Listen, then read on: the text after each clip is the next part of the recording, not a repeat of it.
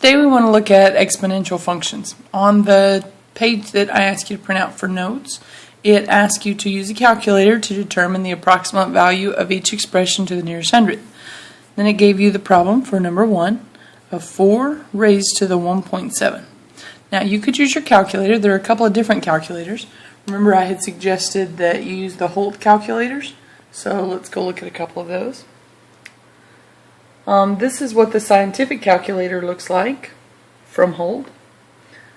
This is what the graphing calculator looks like. For now I'm just going to use the scientific calculator. So our problem, 4 raised to the 1.7, I would go in and I would type 4. Remember to use raised to, we use that little caret button. And we're going to type 1.7. And we'll hit enter. And then it gives us our answer, 10.5560632861832. And of course it rounds it off at some point. So what we want to do is we want to jot down the first few digits of that.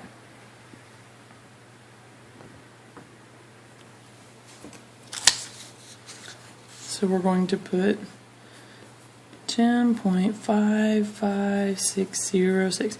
And it wanted us to round to the nearest hundredth. So the nearest hundredths place, this is tenths, hundredths. So we look at the one to the right of that. It is larger than 5, so we're going to raise it 1. So this is approximately equal to 10.56, or 10 and 56 hundredths. Let's look at number 2. For number 2 we have 10, and it's raised to the negative 0.5. So much the same way, we're going to come over here and look at our calculator. And I'm going to clear out the stuff that's on there. So I start with 10, and we're going to raise it to negative, and we look around and see if we have a different negative. We do. So we hit negative 0.5. I'll hit enter. So we have 0.31622 blah blah blah blah blah blah blah. So I'll come back and write those down.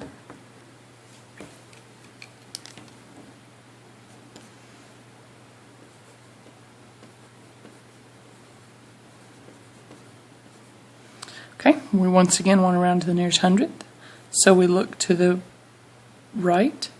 It is a 6, so we're going to raise it. So this is approximately equal to 0.32, or 32 hundredths. You guys see how that works? All right, let's look at number 3. For number 3, we have 2/3, and it's being raised to the negative 1.2. So once again, we'll go back to our calculator. Going to clear off what's on there. Our number was 2/3, so we're going to put in parentheses 2 divided by 3, close parentheses, that's our 2/3, and we want to raise it, so we use our caret button, negative 1.2, so negative 1.2. We'll hit enter. So we get 1.62707. So we'll come back and look and see what that's going to look like. We want to round that to the nearest hundredth. So we're going to look to the right. It is larger than 5. So this is approximately equal to 1.63. Number 4.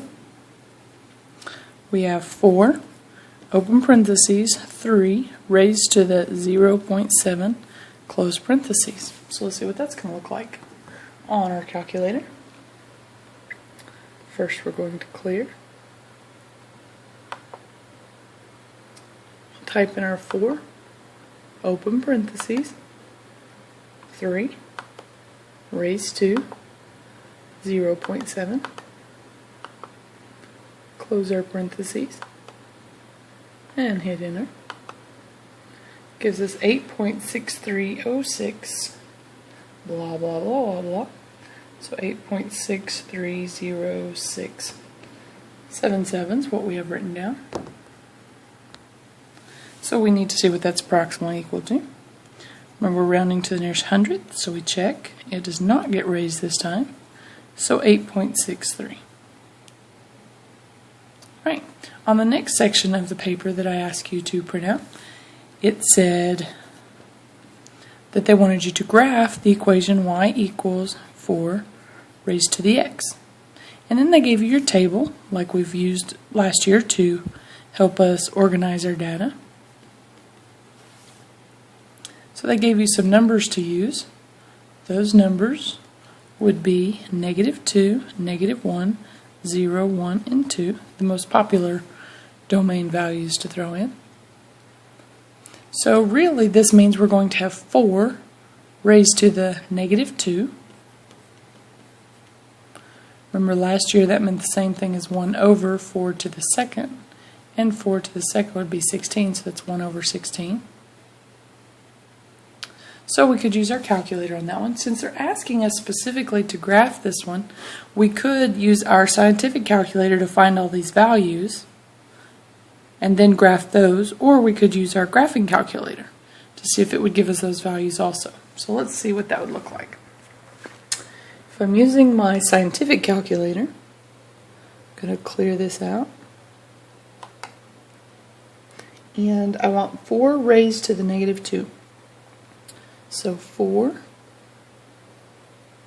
raised to the -2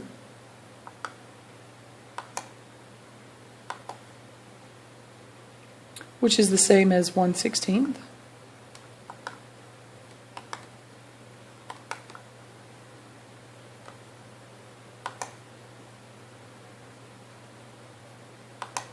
Notice we have the same answer, 0.0625. So on our table, we would put this as 0.0625. We would do the same thing to each one of the numbers. We could take the -1 and raise it. So 4 to the -1. That's the same as 1 over 4 to the first, which is 1 over 4, which is 0.25.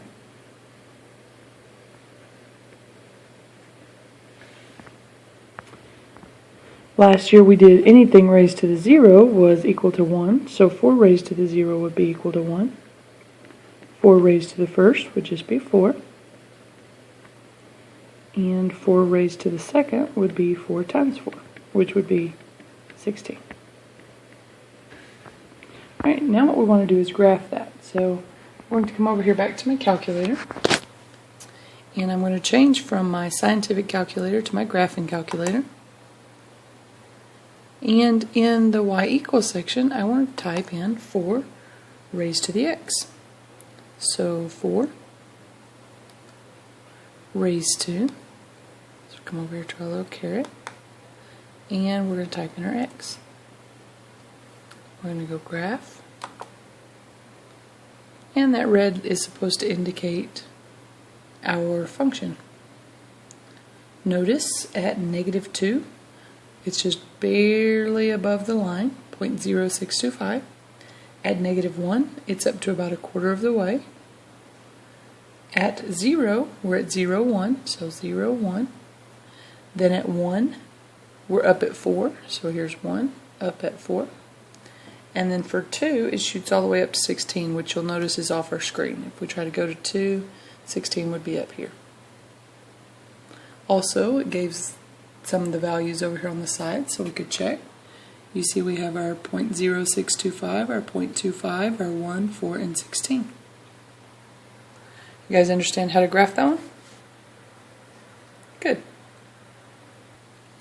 The next one we want to look at is number 6. Number 6 has y equals, in parentheses, 1/4 raised to the x. So we could create our table.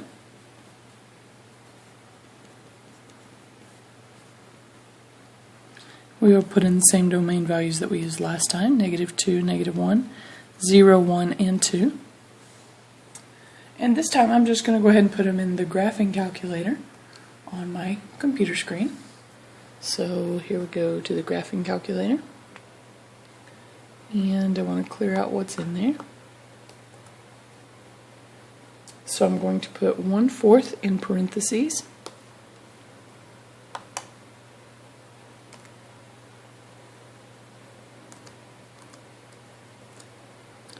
There's 1/4 in parentheses, and I'm going to raise it to the x. So raise to x. I'll ask it to graph. Notice over here on the side again, it gives me my range values. So I'll just copy those down on my page. I have -2 is 16, -1 is 4, 0 is 1, 1 is 0.25 or 25 hundredths, and then 2 is 0.0625 or 625 10,000ths. So I'll jot those down. Have them down on our table. And then of course if we're sketching our function, it gives us what the picture is going to look like. So over here at -2, we went up to 16. Once again, that's off the screen. -1 is at 4.